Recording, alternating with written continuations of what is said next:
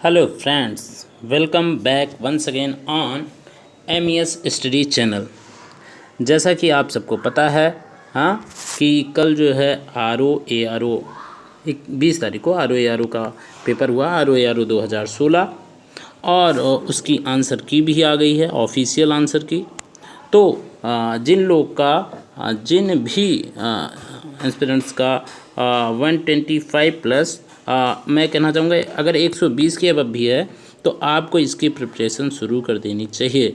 और आज मैं आप लोगों से जो मेंस का सिलेबस है ना, मेंस का सिलेबस है, उसे मैं आप लोगों के साथ शेयर करना चाहता हूँ। ध्यान से देखिएगा।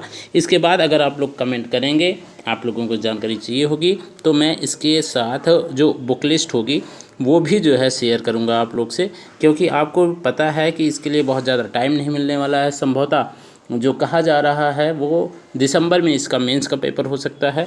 तो मोटे तौर पर आपके पास लगभग 3-3.5 महीने का टाइम है, तो अभी से आपको शुरू कर देना चाहिए।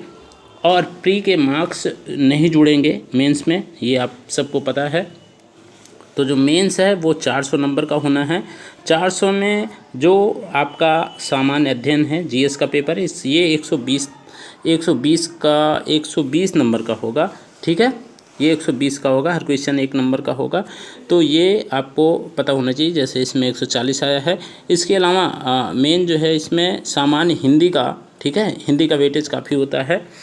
तो हिंदी जो है 2 फॉर्म में आती है। एक तो जैसे आपने प्री में दिया है ना, 60 क्वेश्चन 60 मार्क्स के, तो वैसे इसमें आते हैं 30 क्वेश्चन, है ना, 30 क्वेश्चन, लेकिन हर क्वेश्चन 2 मार्क्स के रहेगा, तो ये 60 नंबर का हो जाएगा। ठीक है, तो 60 नंबर का हिंदी होगा, जिसमें विलोम, वाक्य एवं वर्तनी शुद्धि, अनेक शब्दों के लिए एक शब्द, तद्भव, तत्सम और विशेष और विशेषण, ये 5 से आते हैं लगभग 6 क्वेश्चन। ठीक है, आप प्रीवियस ईयर क्वेश्चन पेपर में देखे होंगे, और इसकी तैयारी भी आपको साथ में करना पड़ेगा। ठीक है, अब इसके बाद अगर हम बात करें डिटेल में, ये हिंदी, हिंदी और सामान्य हिंदी और आलेखन की, तो इसमें जो सब्जेक्टिव में आता है ये गद्यांश पद्यांश, इसका सारांश व्याख्या आता है, तो ये 21 नंबर का आता है।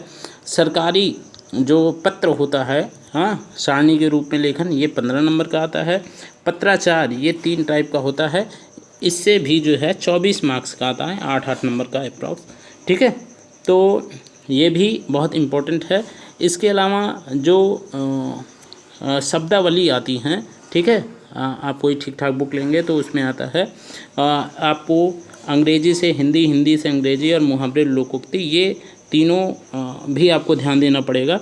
ठीक है, इसमें 15 क्वेश्चन आएंगे और 30 नंबर का होगा। ठीक है, ये इसके अलावा कंप्यूटर को मोस्टली लोग इग्नोर कर देते हैं। कंप्यूटर से भी क्वेश्चन आता है ना, 4 से 5 क्वेश्चन आते हैं, बट इसे लोग इग्नोर कर देते हैं। तो आपको इग्नोर नहीं करना है, कंप्यूटर भी आपको पढ़ना है, ध्यान देना है।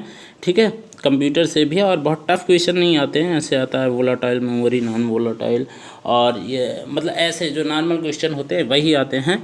तो आप कोई नॉर्मल बुक लेके पढ़ सकते हैं। ठीक है, इसके अलावा ये मैं बता ही चुका हूँ। और जो एक मेन चीज़ होता है वो हिंदी निबंध। हिंदी निबंध आपको 3 लिखने होंगे, 3 निबंध होंगे।